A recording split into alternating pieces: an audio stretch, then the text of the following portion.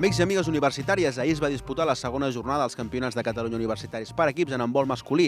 El pavelló municipal de Bellvitge, Sergio Manzano, va ser el protagonista de 10 partits del voltatge on les universitats no ens van defraudar.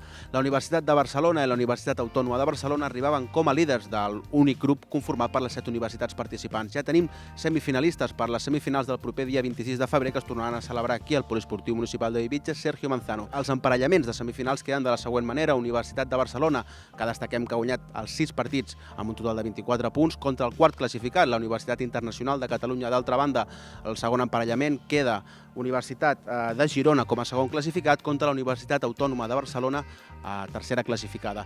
Recordeu que avui és el torn de les nolles en handbol femení, un altre cop aquí al pavelló municipal de Bellvitge, Sergio Manzano, a partir de les 9:30 del matí, i també tindrem les nolles en rugbi, al camp de rugbi de l'Hospitalet, a partir de les 9:20 del matí. Com sempre, podeu fer un seguiment de la competició a través de les xarxes socials o a través de la pàgina web oficial dels Campionats de Catalunya Universitaris. Us esperem!